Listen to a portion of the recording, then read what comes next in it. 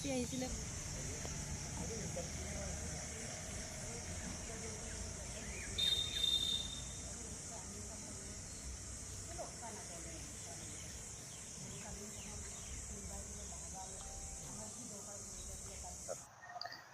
অসম অৰুণাচল সীমান্তত জোনাই সমজিলা অৱস্থিত।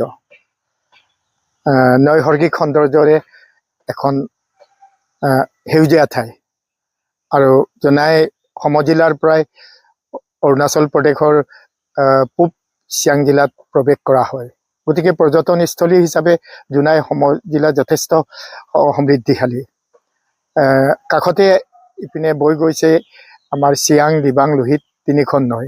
ইয়াত সংলগ্ন হৈ ব্ৰহ্মপুত্ৰ নাম লৈ বৈ গৈছে আৰু সেই চিয়াং, লোহিত আৰু ব্ৰহ্মপুত্ৰ নৈ তিনিখনৰ উপত্যকাত অৱস্থিত উত্তৰ অসমৰ একমাত্ৰ বৰ্ষাৰণ্য প্ৰবাহ সংৰক্ষিত বনাঞ্চল। গতিকে এই অঞ্চলখন হৈছে পৰ্যটনস্থলীৰ কাৰণে সম্ভাৱনাপূৰ্ণ স্থান।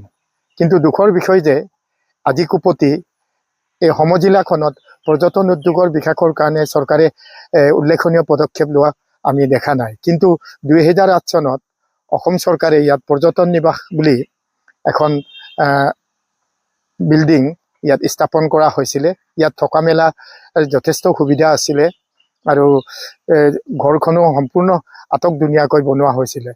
কিন্তু কি কাৰণত ইয়াত আপডালৰ অভাৱত নে কিবা কাৰণত আজি প্ৰায় 10 বছৰ ধৰি অবিৱৰিত হৈ ইয়াত জৰাজীৰ্ণ ৰূপ লৈছে। ফলত ইয়াত পৰ্যটক কেতিয়াবা আহিলে থকা মেলাৰ কাৰণে যথেষ্ট সমস্যা হয় আৰু আমি জানো যে জোনাইত পৰ্যটকসকলে আহি থকা মেলাৰ কাৰণে উপযুক্ত হোটেলৰ পৰ্যাপ্ত এতিয়াও নাই। গতিকে এই আৰু কম খৰচত ইয়াত থাকিব পৰাৰ মানে এই পৰ্যটন নিবাসৰ সুবিধা আছিলে। কিন্তু চৰকাৰৰ অমনোযোগিতা আৰু টুৰিজিম ডিপাৰ্টমেণ্টৰ অৱহেলাৰ ফলত আজি জোনাই অঞ্চলত জোনাই মহকুমাৰ জোনাই সমজিলাৰ মাজতে অৱস্থিত আমাৰ পৰ্যটন নিবাস ঘৰটো ভাগি ছিগি জৰাজীৰ্ণ ৰূপ লৈছে। গতিকে আমি অতি দুখেৰে চৰকাৰক অৱগত কৰিব বিচাৰিছোঁ, এনেদৰে চৰকাৰী সম্পত্তি এটা অবিৱৰিত হৈ থকাৰ কাৰণে জৰাজীৰ্ণ হ'ব দিয়াটো অতি দুখৰ বিষয়। ইয়াত জোনাইলৈ যথেষ্ট পৰ্যটক আহে।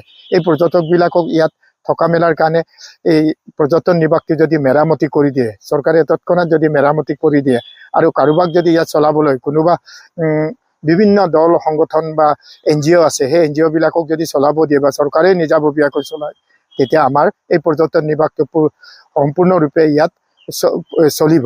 গতিকে আমি চৰকাৰক দাবী কৰিছোঁ, ইয়াক অতি সোনকালে মেৰামতি কৰক। মেৰামতি কৰি পেলাই আমি এতিয়া ইয়াক মেৰামতি কৰিলে আমাৰ এইটো দিশৰ পৰা আমাৰ সুবিধাজনক হ'ব যে ইয়াত যিসকল নিবনুৱা যুৱক যুৱতী আছে তেওঁলোকে কৰ্মসংস্থাপনৰ সুযোগ এটা পাব। গতিকে মই বিধায়ক মহোদয়কো আবেদন জনাইছোঁ, আপুনি জোনাইৰ যথেষ্ট বহু সামাজিক উন্নয়নমূলক কাম কৰিছে। এই পৰ্যটন নিবাসটো আপুনিয়ে উদ্ঘাটন কৰিছিলে। গতিকে আপুনি এই দিশটো আকৌ এবাৰ চকু ফুৰালে নিশ্চয় জোনাই অঞ্চলৰ কাৰণে যথেষ্ট উপকৃত হ'ব।